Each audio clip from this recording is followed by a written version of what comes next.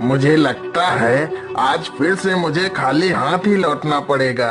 अभी तक तो मुझे कोई भी शिकार नहीं मिला है और प्यास भी लग रही है। क्या करूं? आसपास तो कोई नदी व तालाब भी नहीं दिख रहे हैं। शिकारी को चलते चलते काफी समय हो जाता है। मुझे लगता है वहाँ पर कोई झरना है। हाँ हाँ, जल्दी से चलकर देख लेते हैं। अरे वाह, यहाँ तो एक झरना है। चलो जल्दी से पानी पी लेता हूँ।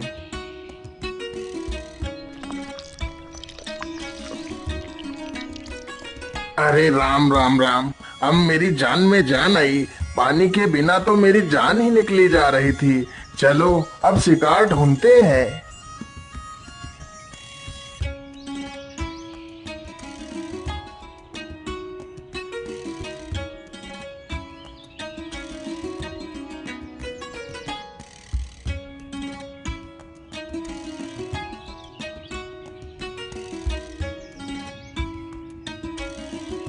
ओहो, यह इस पेड़ पर क्या बैठा है? अरे वाह, यह तो एक सुनहरा बाज है। यह बाज तो बड़ा कीमती लग रहा है। शिकारी तुरंत ही अपना धनुष बाण संभालता है और बाज पर निशाना लगा देता है।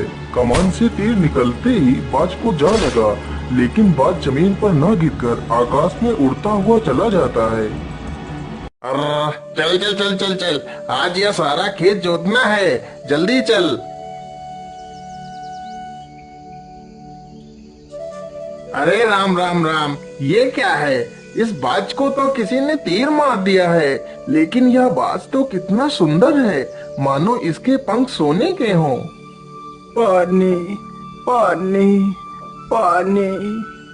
अरे ये बाज तो प्यासा है। रुको रुको, मैं तुम्हें अभी पानी पिलाता हूँ। वह किसान तुरंत जाता है और पानी का मटका उठाकर लाता है। फिर बाज को पानी पिलाने लगता है। मेरी मदद करो, मेरे शरीर से इस तीर को निकाल दो। मुझे बहुत दर्द हो रहा है। अच्छा अच्छा, रुको, मैं तुम्हारे शरीर से इस तीर को निकाल देता हूँ। सजीवन तुरंत ही बाज के शरीर से तीर को निकालने लगता है।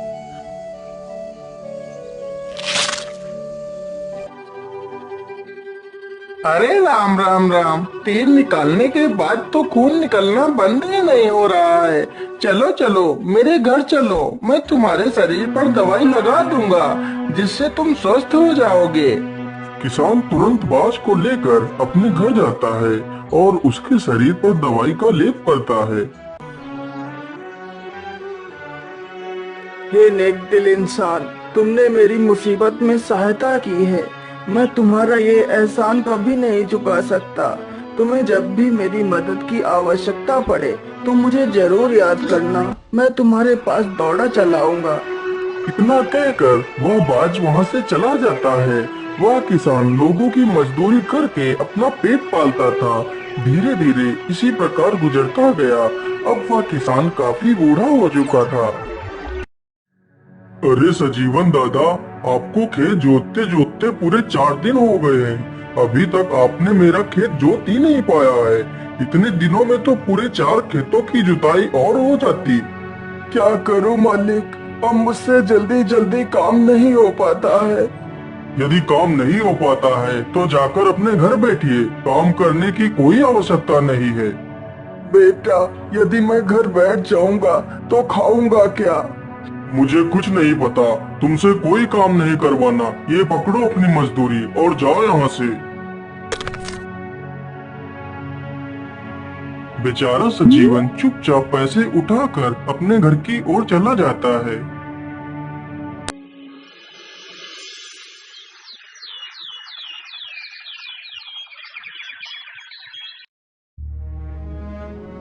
हे भगवान, अब तो मुझे अपने पास बुला ले।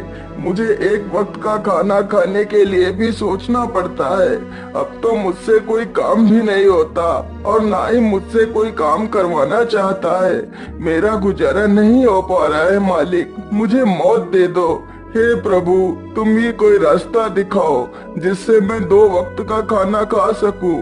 क्यों ना मैं अपने मित्र बाज को बुलाता हूँ, वह जरूर मेरे लिए खाने का प्रबंध कर देगा।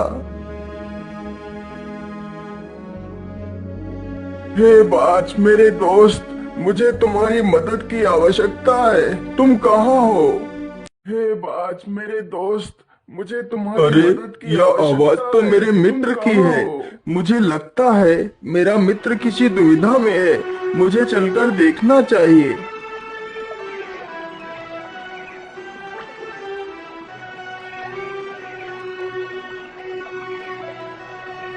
बोलिए मित्र, आपने मुझे याद किया, बोलिए क्या बात है? मेरे दोस्त, मैं बहुत मुसीबत में हूँ, मेरी सहायता करो। बोलो मित्र, तुम्हें क्या सहायता चाहिए? मेरे दोस्त, अब मैं बहुत बूढ़ा हो चुका हूँ, जिसकी वजह से अब मैं कोई काम भी नहीं कर पाता हूँ। आज मैंने 3 दिनों से कुछ भी नहीं खाया है। मेरे दोस्त, यदि तुम मेरे लिए रोज भोजन की व्यवस्था कर सको तो तुम्हारा बहुत एहसान होगा मुझ पर। तुम चिंता मत करो, मैं रोज तुम्हारे लिए समंदर से मछलियाँ ले आया करूँगा। उन मछलियों को खाकर तुम अपनी भूख शांत कर सकते हो। हाँ हाँ, तुम ठीक कह रहे हो बाज। बाज तुरंत ही मछलियां पकड़ने के लिए चल पड़ता है। वह चलते चलते समंदर के किनारे पहुंच जाता है।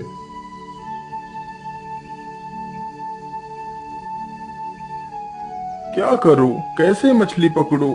आज तो कोई भी मछली मुझे दिख ही नहीं रही है। सारी मछलियां जैसे गायब हो गई हों।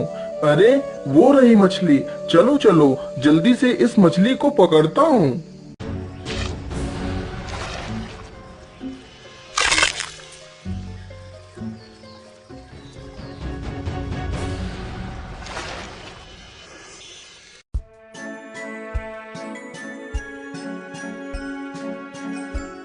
अरे वाह मेरे प्यारे बाज, तुमने तो मुझे मरने से बचा लिया, नहीं तो मैं भूखों मर जाता। नहीं मेरे मित्र, मेरे रहते हुए तुम्हें चिंता करने की कोई आवश्यकता नहीं। मैं रोज इसी प्रकार तुम्हारे लिए मछलियां ला दिया करूंगा। इसी प्रकार बाज रोज मछलियां पकड़ कर लाता और उस बूढ़े व्यक्ति को देकर चला जाता।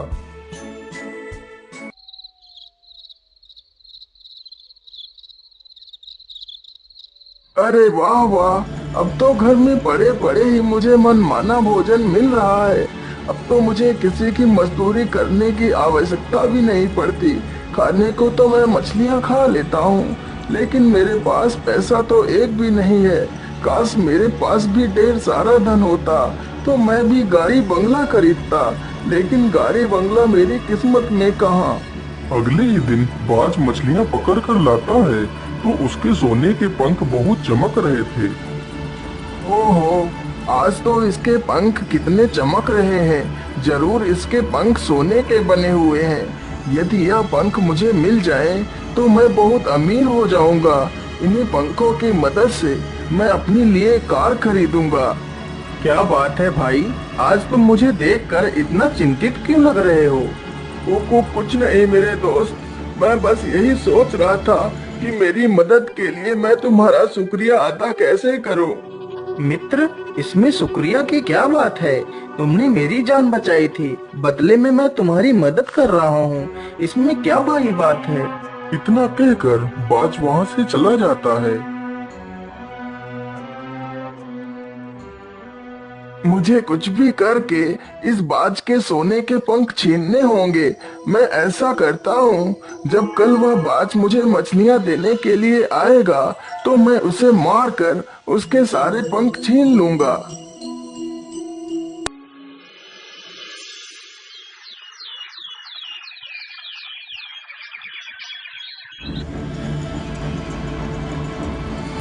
अगले ही दिन बाज जैसे ही मछलियां पकड़कर उसे देने के लिए आता है और वह जमीन पर बैठता है, तभी वह बूढ़ा व्यक्ति पीछे से आकर उस पर जोर से वार करता है और बाज को मार देता है।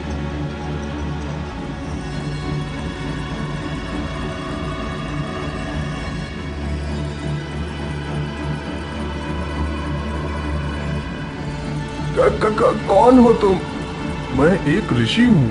मैं बहुत लालची था, जिसकी वजह से मुझे मेरे गुरुदेव ने यह श्राप दिया था कि मैं एक सुनहरा बाज बन जाऊंगा और जब कोई व्यक्ति मुझे देखकर लालच में आकर मेरी हत्या कर देगा तो मैं इस श्राप से मुक्त हो जाऊंगा और यह श्राप हत्या करने वाले पर लागू हो जाएगा और वह भी एक सुनहरा बाज बन जाएगा।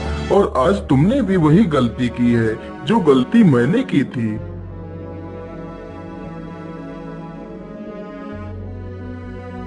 हे साधु बाबा, मुझसे बहुत बड़ी भूल हो गई है। अब मैं अपने वास्तविक शरीर को कैसे पाऊंगा? हे सुनहरे बाज, अब तुम भी किसी लालची व्यक्ति की तलाश करो। वह व्यक्ति ही तुम्हें इस श्राप से मुक्त करा सकता है।